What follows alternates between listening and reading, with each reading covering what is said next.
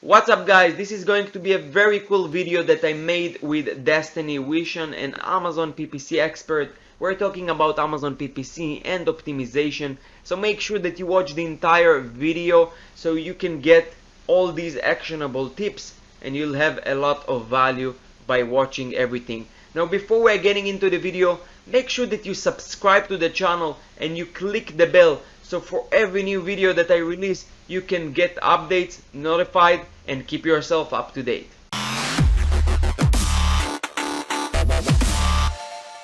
Okay, we have today a really important guest, the CEO and co-founder of Better AMS, Destaney Wishon, pro in Amazon PPC. She's very knowledgeable and sharing so much value on the Amazon FBA community, and I'm sure she'll provide a ton of value in this video as well. To those that didn't hear about you, could you share about who you are and your background? Yeah, of course. And thank you so much for having me. So, as mentioned, I am co founder and CEO of Better AMS. We are an Amazon advertising agency focusing on scaling kind of on platform initiatives for brands. I personally came from a background of working primarily with vendors. I'm based out of Bentonville, Arkansas, which is the home of Walmart. So every vendor is in my back door. So I got started working for those brands, and it's kind of funny because our name is Better AMS because, as you know, back in the old day, Amazon ads used to be called AMS for vendors. So that's kind of how we got started and got rolling, primarily focusing on the branded side of that. And then we combined our knowledge for sellers to help them scale their on-platform ads and compete with all the big name players. Yeah, that's cool. How you would say like things are going as far as PPC this season, comparing previous years, conversion rates, cost per clicks, competition, just in general.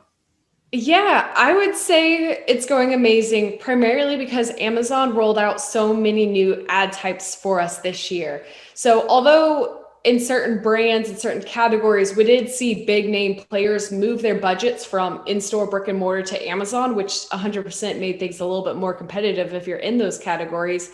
Amazon has tried to diversify that some by rolling out, sponsored brands videos, store spotlight, custom image, new sponsored display remarketing types of ads. So all of those have been amazing and really allowed us to have kind of a first movers advantage this year. Yeah, I also saw it on my accounts, like all these features, all these tools. I think it's advantage to those, that are on top of things. And I was surprised, even like big brands and sellers, they don't really try those new things as quick as they should. So, it's for everything that comes out, I think that everyone should just try it small, see how it works, and, just scale it if it works, of course. Okay, so I have a couple of questions for you, if it's okay. So this is a topic that I don't hear PPC experts talking about, but it's super important in my opinion to your PPC campaign success, which is like organization and workflow. How your workflow is like looking like, how you keep things organized with big accounts that have like 40, 50 products and hundreds of campaigns. For me, I find it, and for other people, I find it very challenging to keep everything organized and knowing, okay, I worked on those campaigns or I worked on this, and when should I work on those campaigns again so I don't over optimize, and really keeping a track of history. Like this is, I try to find even tools for that, but it's kind of missing there. Yeah, 100%. So there's a few things to kind of build off that. One is I would recommend learning bulk optimization or bulk uploads in order to optimize your accounts. That way you can clearly see when you made optimizations and you can make them in a very organized cadence. So if you're not using a software, learn bulk so that way you can do everything at once based off your rules and formulas and see it incredibly clearly. So that's kind of the great way to dip your toes into that side of the business. If you are doing it just by hand, it becomes 90 times more complex. So what we recommend doing is we personally do not run multiple ad groups because then you have to click into a campaign to see all of the actual data. We do one campaign, one ad group, and we typically only have one ASIN. That way we can have our campaign name clearly state everything that's going on without having to then click in the campaign and see a whole different set of data because you have multiple ad groups that could be performing completely different. So we would set up a very structured campaign name, which is one of the most important things you can do with Amazon PPC. For example, we would have the ASIN, maybe the product identifier. If we're selling soccer balls, it'd be blue soccer ball, ASIN, ad type, SP, SD, SB, and then whatever we're targeting. So that really helps us personally keep things organized, because then we can easily search by ASIN, types of products, ad type, and then strategy, video and search, VIS, something like that. Yeah, that's super important. I actually find it not weird, but many people not really following this structure. Maybe not like yours, but at least put the product name, the type of the campaign, and all of that. But what you mentioned about the ad group make a lot of sense. Actually, I don't really follow this like process, but it makes a lot of sense because you can optimize without really like wasting time getting into the campaigns levels. But how you keep track on, okay, we worked on this product and we optimized those like sponsored product campaign for that specific ASIN, and we want to test it, like you test it every like week, every 2 days. How you monitor, okay, you want to try like optimizing the bids, how you actually change, like check whether the changes you made are like make sense, or you just like check the performance and optimize it like that? Yeah, I mean, we personally have our own bid optimization software, which makes it a little bit more complex. But when you're managing by hand, you can check and you should be optimizing at least 2 to 3 times a week based off different time frames. So I always recommend typically looking at your last 30 days of data. Now, this is exclude this recommendation during the holidays where consumer habits are completely different 30 days ago than they are now because of the delivery dates. Yeah. But typically we recommend looking at like the last 30 days of data because attribution fluctuates. Don't include the last 48 hours of data, and then make changes 2 to 3 times a week. So go in and just optimize every single campaign and every keyword based off your certain rules and regulations. Like if you're trying to get a 40% ACOS, you should know how to do that through foundational bid optimization, because bid ops is the number one most important thing you can do to drive success. I mean, we've had keywords that have gotten 100 clicks in one order, yet they were still profitable because they had the appropriate bid. So I think that's something that is kind of slept on in the Amazon community, is they're too busy looking at like click-through rate and impressions, when at the end of the day, your bid is what matters. Sure. Probably the most. Yeah, I agree. Sometimes also I see it a lot in my campaigns, like good keywords that worked before, they suddenly like, they're not getting impressions and clicks. And, when things are good, just keep doing what you do. But when you have issues, you start dig. And one of the things I suggest like to check is to really dig and see like maybe last 90 days, what you got sales for, what you got clicks for. And if you see suddenly like last 7 days you're not getting any clicks for this, it's something that you could look at further. But great tips. Okay, the next question is, I know it's not really related to PPC. It's something that I feel I struggle with a lot, especially now when I'm working from home. But as a successful entrepreneur, how you deal with working from home and burnout, trying to complete many things, how you like balance your personal life and work? I personally thinking of moving out to like an office, small office, so I can be productive. And I'm curious to hear your take about it. Yeah, so this is a fantastic question. I will say one of the biggest things I personally did was set up a dedicated space for work. So in my last apartment, it was 500 square feet, and I had turned my living room into an office. And I constantly struggled mentally with separating work and life, because I would get home and I had a desk in the middle of my living room. So it's like I would just sit down and start working. And it just mentally was incredibly draining. So I actually moved to a new apartment specifically so I can have a dedicated office space. If you don't have that opportunity, try to set up a corner in another room or just one area where you can walk out.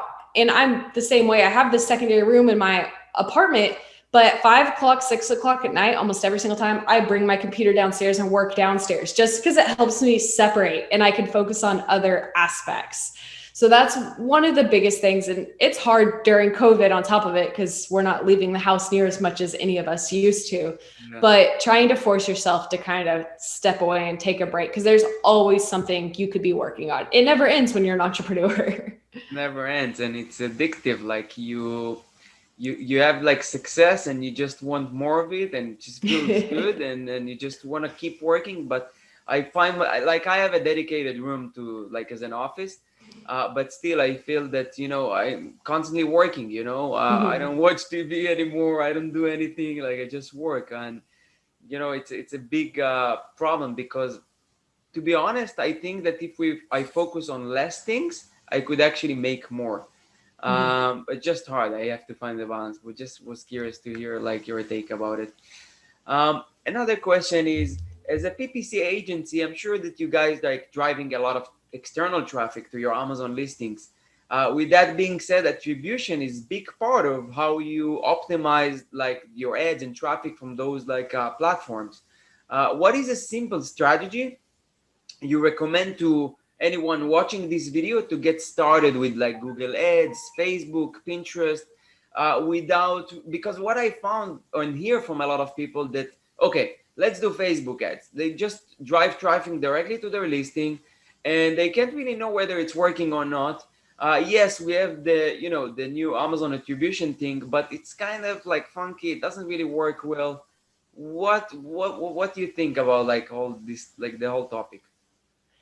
So we have played around with attribution as well. And, they're rolling out new betas for it, new APIs. And I personally don't think the platform's where it needs to be yet.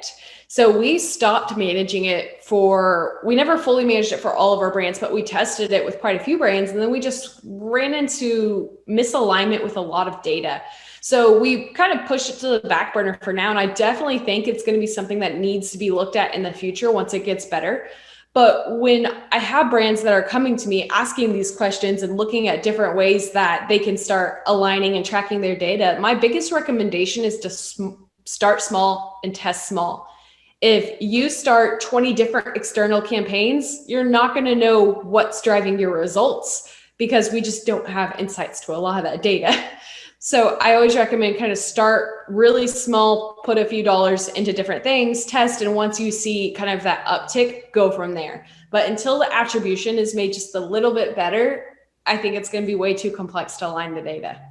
Yeah, just like I even myself last year I had good success with Pinterest. So I was like, because the clicks there are not that expensive as like Facebook or Google Ads, and I started to launch the campaigns and started to see lift in sales. But then I also increased the budget on Amazon, and it's hard to really figure out, okay, where it's coming from. And Yes. it's all about numbers and data, so it's confusing. What do you think about, like, I know many people like using Amazon affiliate account to generate like a specific affiliate link, and with that link you have like actually better data that you can get with the Amazon attribution. Oh, really? Yeah. We haven't played around with any of that too much, since we only manage kind of Amazon and then DSP. So we haven't touched that too much, but that's something that always comes up because our brands are working with influencers, so they're doing different models similar to that. So that's really good to know. Yeah. How you approach like new things? Let's say Amazon rolled out like a new type of campaign, new type of feature. How you like approach it? Because you have responsibility on people's accounts. You can't just like go crazy with it. So how do you actually? What is the strategy that you guys have? I'm very curious.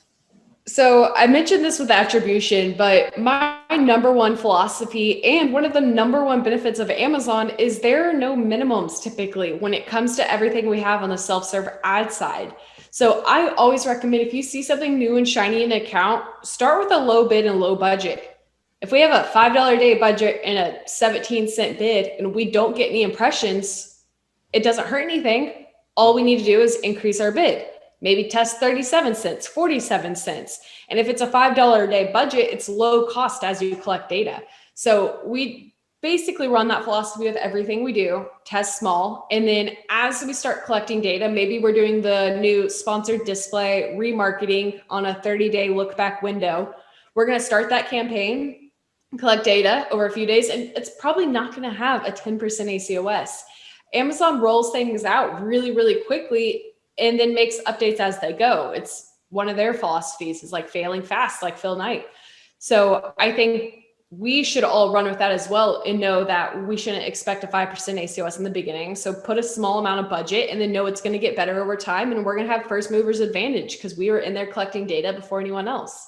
Yeah, yeah, I agree. I also like operate like that. You, like you said, you have no risk. You start small, scale it a little bit, every day. You check the results and yeah, optimize. What is your predictions for 2020 as far as like Amazon and especially with PPC the features like it's not like before like clicks were way cheaper like in every platform every new platform that comes in the clicks and because not many sellers are there yet the clicks are cheap and then it goes up the competition now it's it's stronger and stronger what do you foresee for the future. I think that in order to diversify, Amazon's going to continue to have new rollouts. We saw a lot of really exciting opportunities in 2020, and I don't think they're going to slow down anytime soon. Display is probably going to be a very large area of focus. The way Amazon views the consumer funnel is DSP is up here for their larger brands, typically a lot of brand awareness focus, but with DSP and with sponsored display, we do have the opportunity to have more control than most people realize. So as we saw in the last 4 or 5 weeks, Amazon rolled out sponsored display remarketing, which allows us to remarket anyone who views our listing or anyone who views a competitor's listing. Yeah, on a 30-day look back window, which is something that's only been available for DSP. So I think Amazon's going to continue to roll out more display ad types for us to dip our toes in. Some accounts do have the ability to remarket with cost per impression model. It's one of those betas that they roll out and pull back in depending on your account.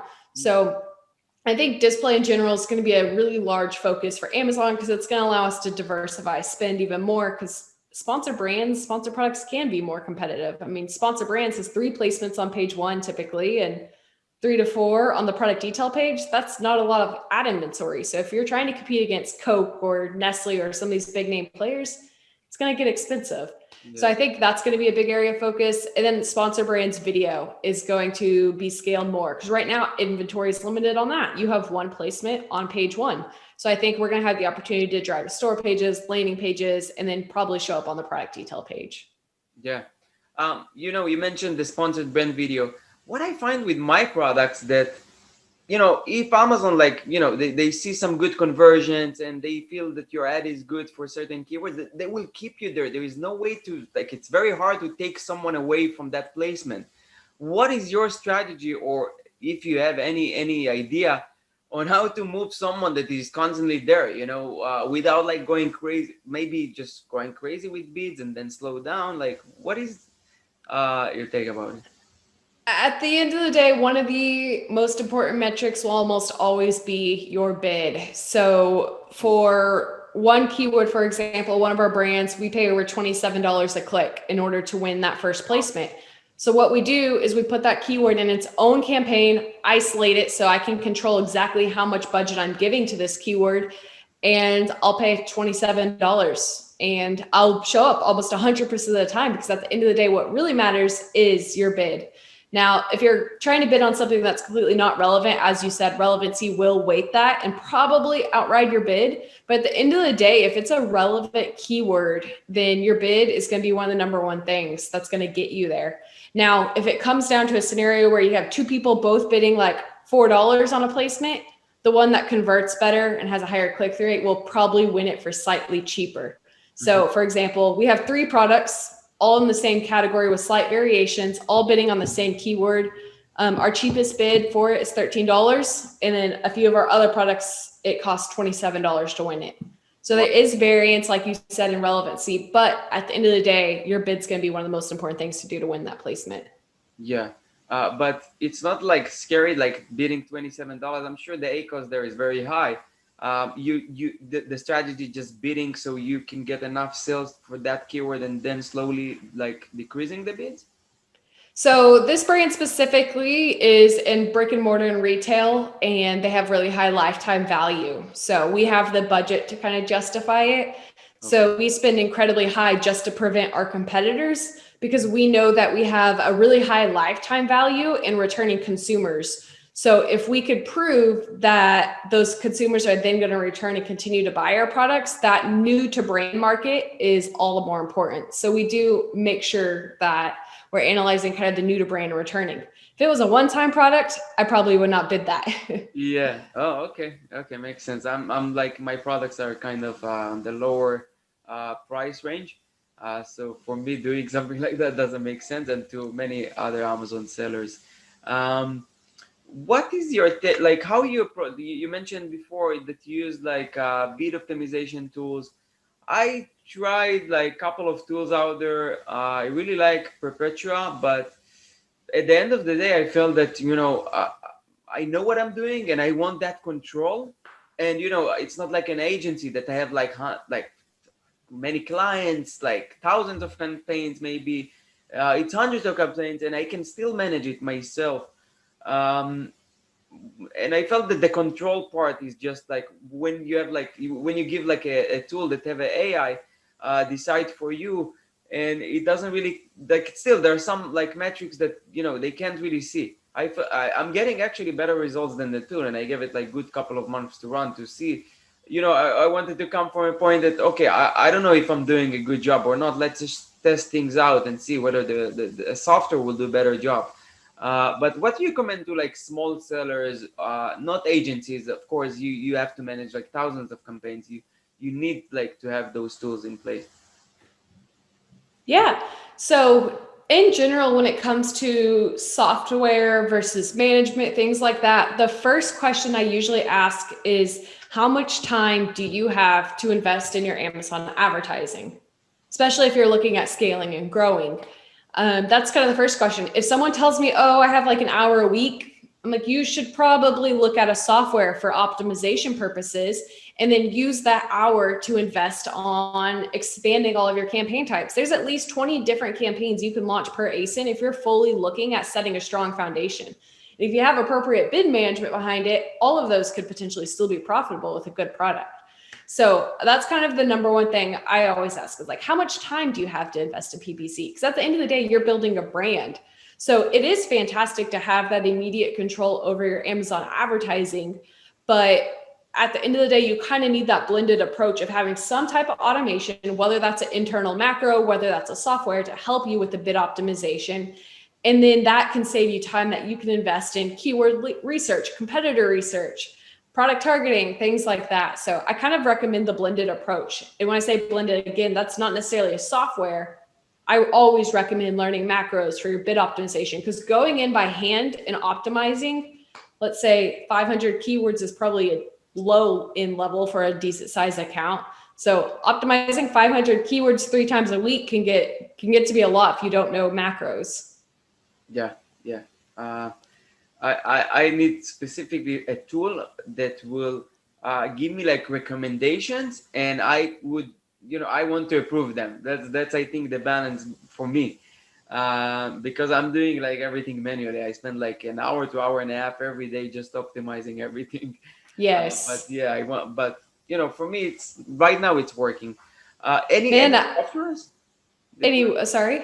any softwares or like that you recommend that you tried and you have good? We personally don't use any. Again, on the fundamental level, even for you, I recommend using bulk uploads. That's going to be one of the best things you can do, because you can download a bulk file, create your own formulas, and there's really basic formulas out there that are super easy. Like for example, I personally use, if I'm going through by hand, just making quick adjustments, I'll do sales times target ACOS is going to give me my maximum spend, divide that spend by the number of clicks I have, and that's going to tell me what my bid should have been based off that conversion rate.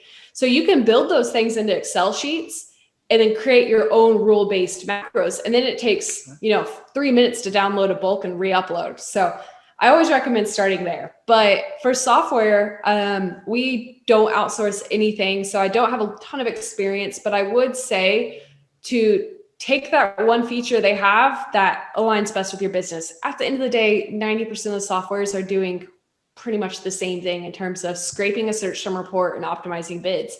But then you have people like Perpetua, which has a video and search creator. That's an amazing asset for people with lots of ASINs. You have PackView, which is combining all the knowledge from all of the platforms and creating an omni-channel software, and it aligns with DSP.